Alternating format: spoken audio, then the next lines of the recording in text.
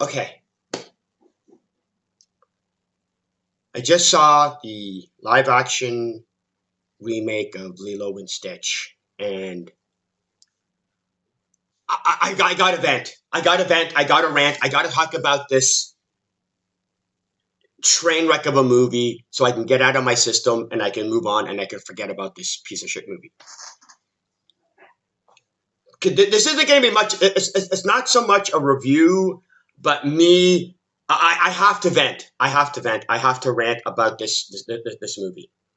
Uh, so bear with me. I apologize. I'm probably going to be all over the place and scattered. So disclaimer, whatever.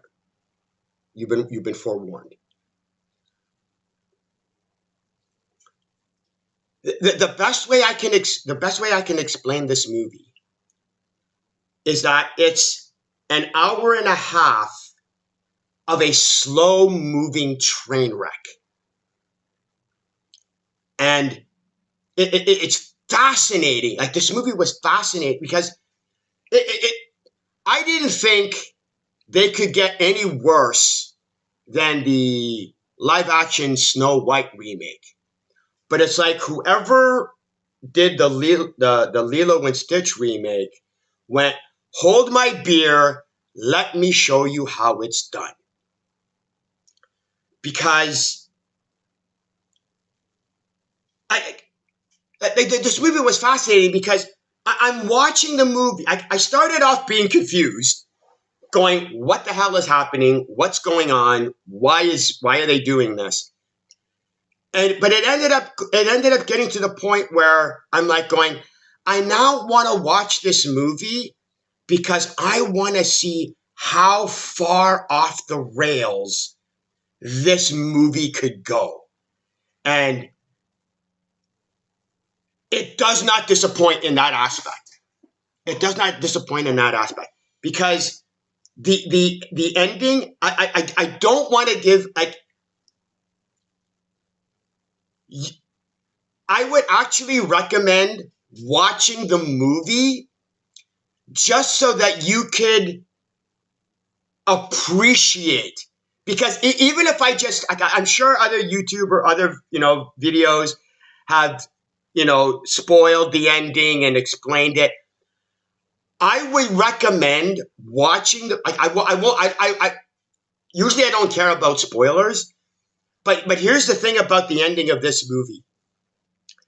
I would recommend watching this movie just so that you can appreciate and understand the full impact of what a train wreck this movie is from the ending of this movie.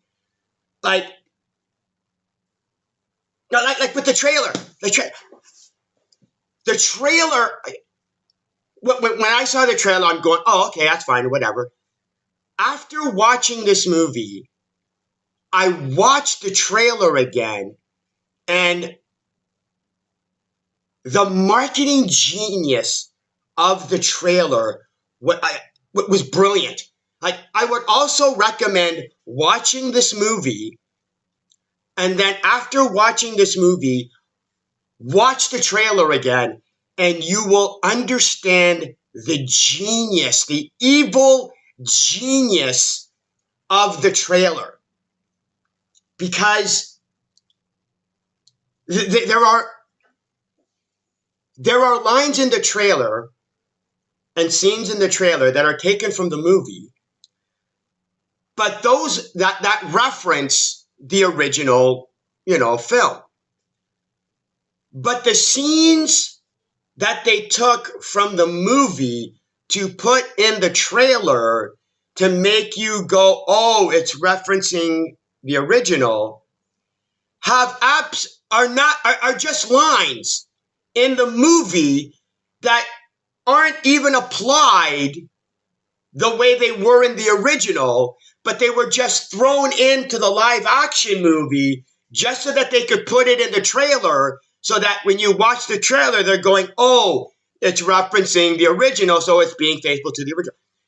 This movie treats the original movie as Easter eggs. Like,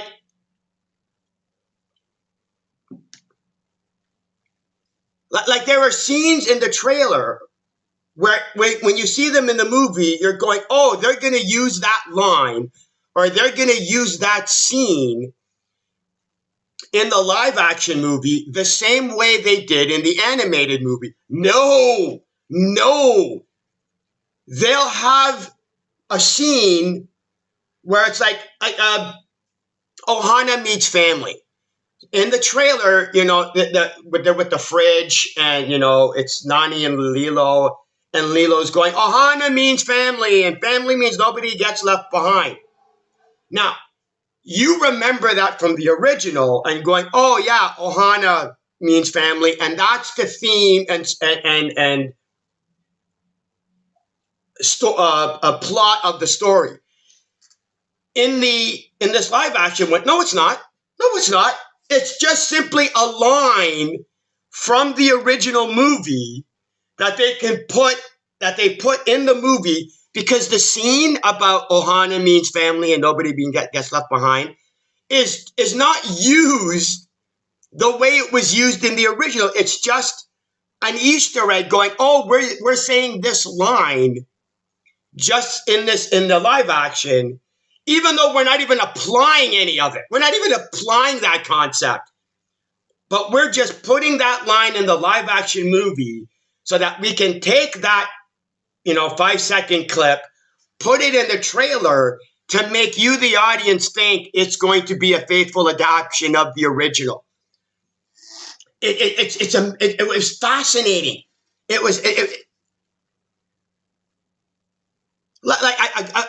there's an element of this movie that perfectly encapsulates the uselessness and train wreck that is this live action remake. In the original movie, there's a running gag. It's a pasty, sunburned American tourist, and every time you see him, he has an ice cream cone, and the ice cream always falls off.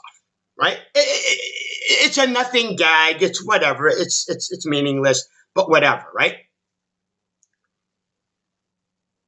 In the live action remake, they kept the idea of the running gag, but then changed everything about it as much as they could.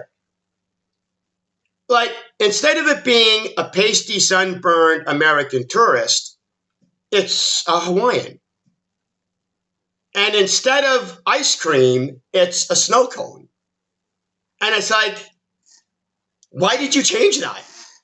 Like the fact that the American tourist is now a Hawaiian in the live action remake isn't you. Like, the fact that it's a Hawaiian instead of an American tourist isn't used any differently. And the fact that it's a snow cone instead of an ice cream isn't used differently. It's the same bit, but they just changed the character and they changed it from an ice cream to a snow cone. Why? Like you gained nothing. This live action remake gained nothing from the changes. So why did they bother doing it? That's this movie. You'll watch this movie and going, you kept the same concept, but you changed everything about it, and but you didn't use the changes for anything. You just simply changed it for the sake of changing it. Like, it's like this movie went, we want to avoid being sued for copyright from Disney, so we're going to change as much of it as possible so that Disney can't sue us.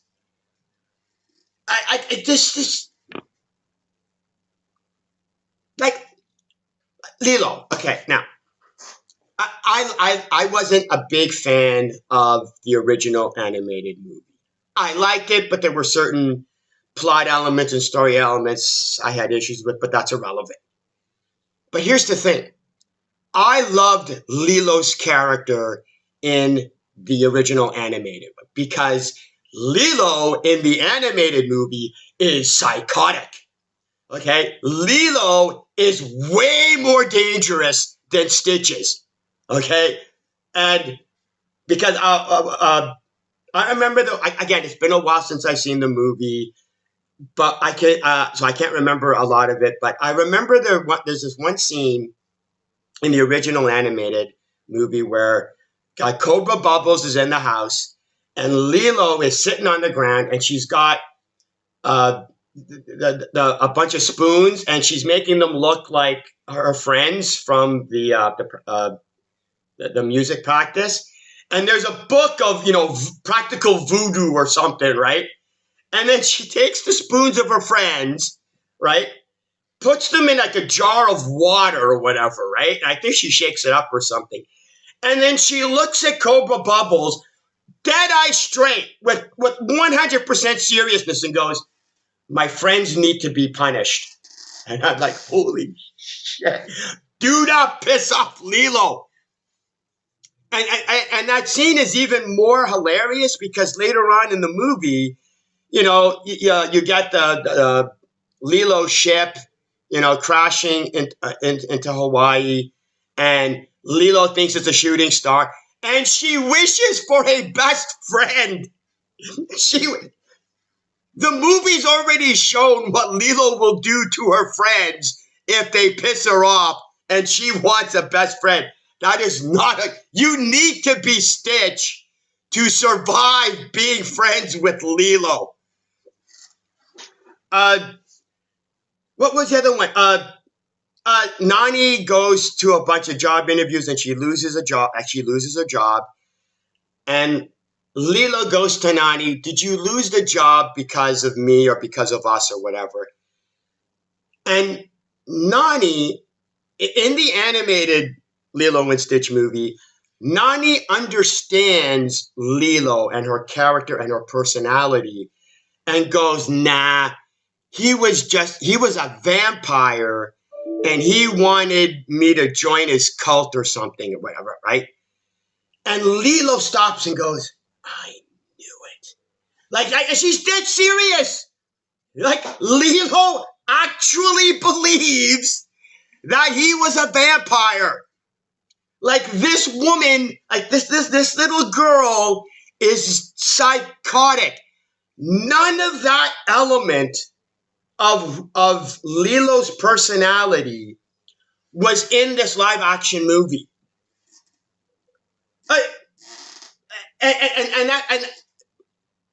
With Nani, same thing with Nani. Like I'm not a I Nani was fine. She's great. She was okay, whatever, right, in the live action movie. But the Nani character that was in the animated movie is not the Nani in the live action movie. And it was pointed out to me that this is a great way of explaining Nani's character in the live action movie. Nani's character in the live action movie is whoever wrote her character saw the original animated one, saw Nani and go, "Oh yeah, I wouldn't have done that if I was Nani. Oh no, I wouldn't have said that if I was Nani. Oh no, I wouldn't have reacted that way if I was Nani. I would have said this, or I would have done that, or I would have reacted this way." And then whoever wrote Nani took what that person would have done if they were Nani and just transferred that into the live action movie. So Nani in the live action remake isn't Nani from the original animated movie. The Nani from the live action remake is whoever wrote her character is her or him going, "This is what I would have done if I was Nani." And that's who Nani in the live action remake is whoever wrote her going, "That's what I would have done if I was Nani." That's Nani in this live action remake. Like there are so many elements of this movie where it's like you changed things for literally no reason. The first 5 minutes of this movie, okay. The first 5 minutes of this movie is the most consistently faithful to the original animated one. But I'm watching the beginning of this live action remake. And again, like I said, it's been a while since I saw the animated one. And I'm watching the first 5 minutes of this live action remake, and I'm going, they're cutting out scenes. I mean, there should be more. There's stuff in the original that they kind of, it's like this live action remake took the first, I don't know, 10 minutes of the animated one and then just edited it down to its bare essential elements of what the plot is, who the characters are, and took, I guess, like the first 10 minutes of the animated one and shrunk it down as much as possible and to still be able to get the general plot of the movie or the intro of the movie. Because what's his name? The captain that's a giant shark. I can't remember his name. He's not even in this movie, and it's like, why? Oh, I'll get to that. I'll get to him. So I'm watching the movie. I'm going, why are they doing like an edited version of the original scenes? Like, why not just play it out the same way? And I'm watching the movie, and I'm about, I don't know, I can't remember how far into the movie I'm, like maybe 20 minutes, half an hour into the movie. And I go, oh, now I understand why they edited and cut the first 5 minutes of the movie.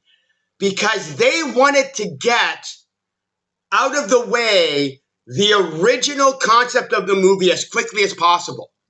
Let's just do the bare minimum of referencing what was in the original movie out of the way as quickly as possible so that we can talk about the brain dead version of the Lilo and Stitch movie we want to do.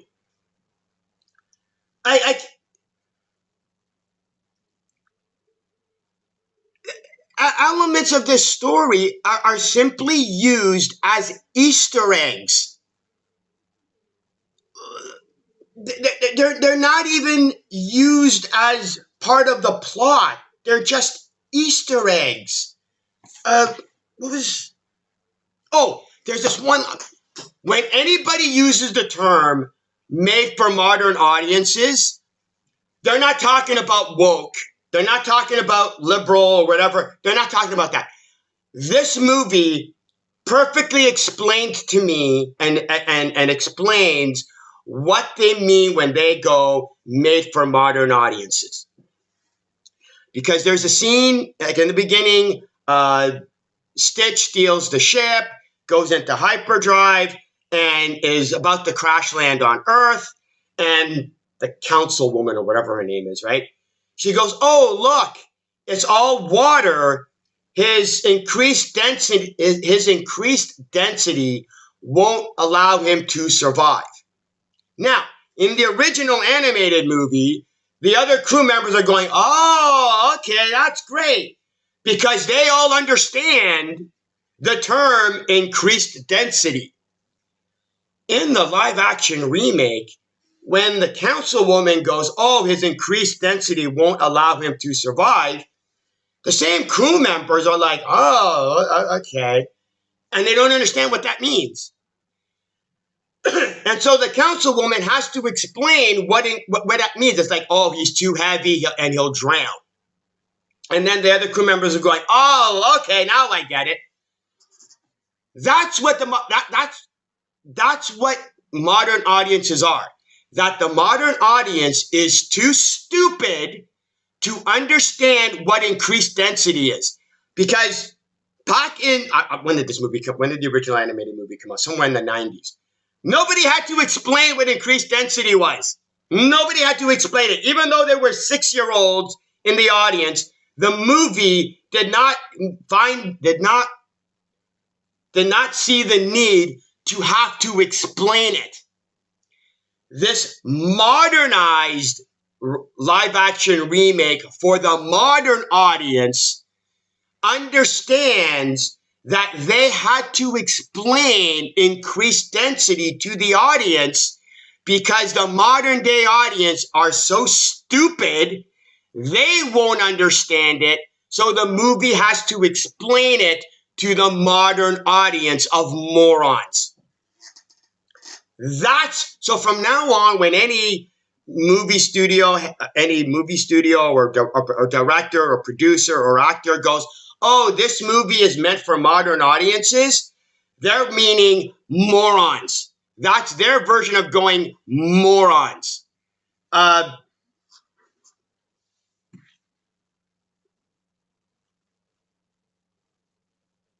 Yeah, the movie doesn't understand the point of the scenes they take from the original, and they just treat them like references or Easter eggs.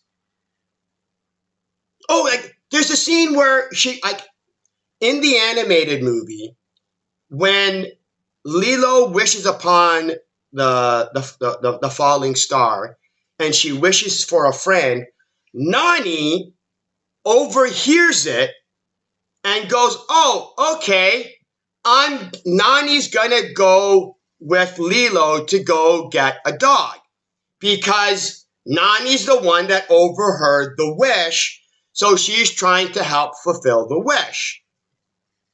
In the live action movie, they do the exact same thing. They keep the exact same thing. Nani overhears Lilo wishing for a friend, but for some reason doesn't have it that Nani buys the dog or buys or goes to the pound to buy the dog. It's the neighbor. So this movie kept the scene because in the original, Nani's the one that overhears Lilo wishing for a friend. So they kept that in the remake because, again, they're just referencing the original. But then don't actually apply Nani being the one to buy Lilo the dog. So then you've literally rendered, like the live action remake renders the idea of Nani hearing Lilo ask for a friend irrelevant. Like the movie literally invalidates that scene, but just simply uses it to go, oh, look, this was in the original. Like, this is...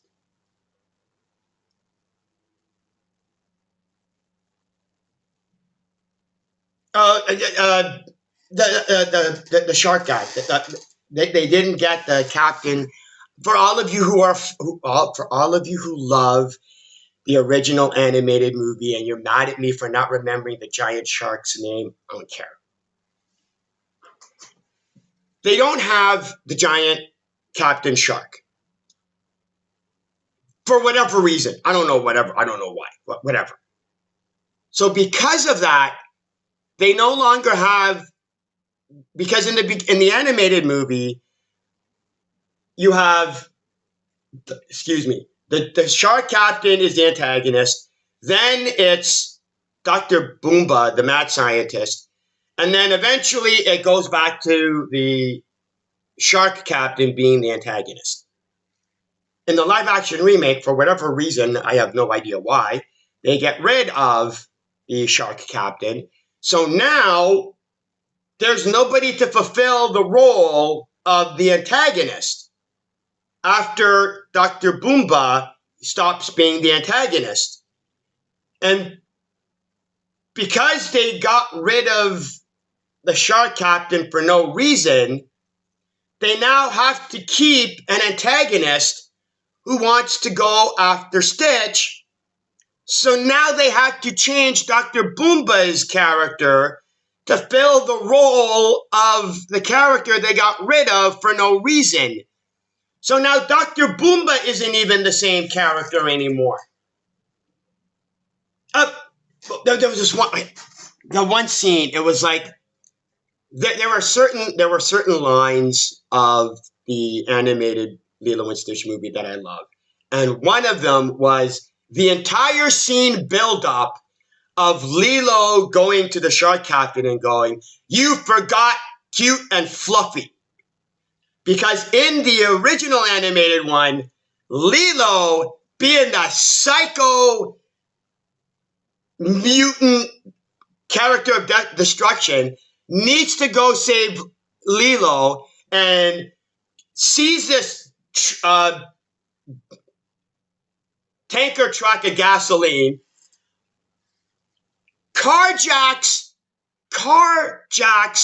a tanker truck of gasoline and drives it into a volcano so that he can, rip the shell, and then he goes, stupid head, right? Rips the thing so that the gasoline because being in a volcano, being in an active volcano isn't enough.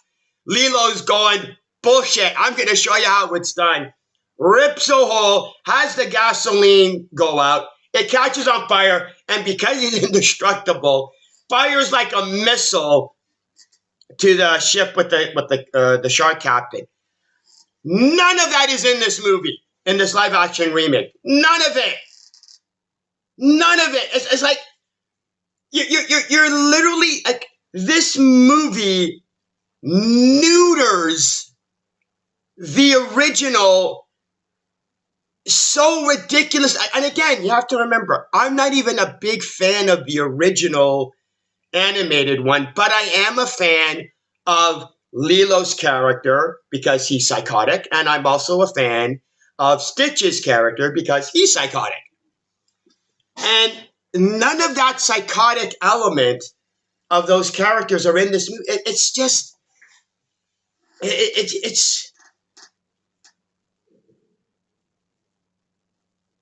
it's like they Disney-fied a Disney movie to make it even more Pablum-esque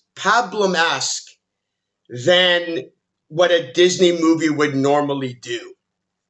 They replaced David. Yeah, they replaced David and Nani getting to... Okay, I really can't talk about David's character without getting into spoilers about the ending.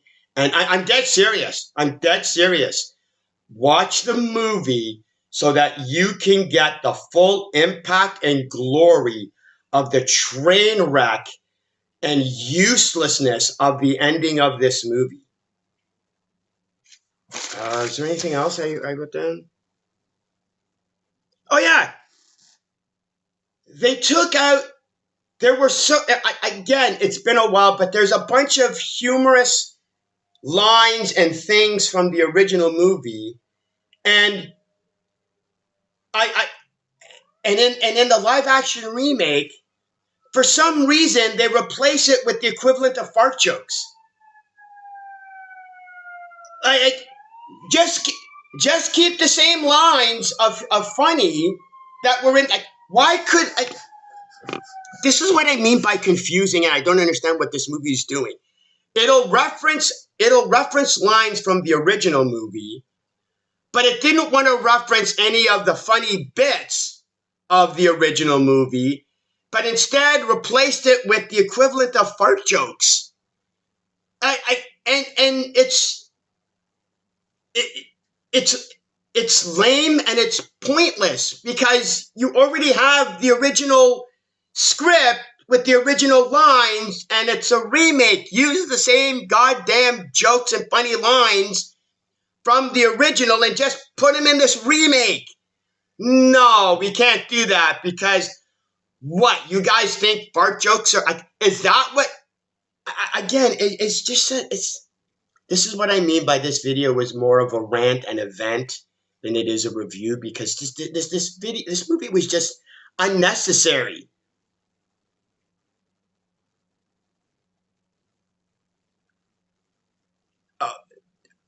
I don't even care anymore. I don't even care. This.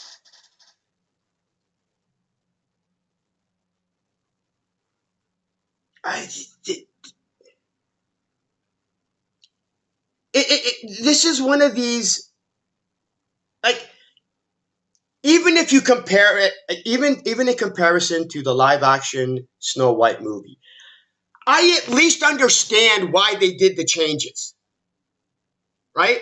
I understand why I don't agree with them, but then again, I really didn't even like the original Snow White movie anyway, but whatever. I didn't agree with the changes that they made with the live action Snow White movie, but at least I understood why they did it. With this live action Lilo and Stitch remake, there isn't even a justification for any of the changes. I don't have a problem with it being okay. I don't have a problem with it being different. I don't have a problem with them changing it. But if you're gonna do an alternative, you better match the energy and the humor of the original. Like if you're gonna get rid of this certain type of joke, but you're gonna replace it with another funny joke, that's fine. I get it. You saw this scene and went, oh, wouldn't it be really funny if this happened instead and how this would have worked? And then you put that in the live action remake and it was funny and it worked. That would have been great. I would have been okay. I get it. That was the joke. That's how the original animated movie made a joke out of that particular situation. And this is the live action movie's version of how they made a joke out of that particular situation. But what they did in the live action remake isn't funny. It's just fart joke level humor. It's just humor meant for a modern audience of morons, of very simplistic thinking people. And in regards to the humor, I wouldn't even consider it the modern audience being, now that I think about it, saying modern audience is a misnomer. It's not a movie made for modern audiences. It's a movie made for modern movie studios. It's the people. It's the writers and the script writers and the people. That's the modern audience. We're going, this is us doing it the way we want to do it, and we don't care if you don't like it. And I don't even have attachment to the original movie, but again, I do have attachment to Lilo and Stitch. But yeah, this was unnecessary. This was, at the end of the movie, it was the equivalent of whoever wrote the live action remake of Lilo and Stitch is going, hold my beer to whoever wrote the live action Snow White remake. And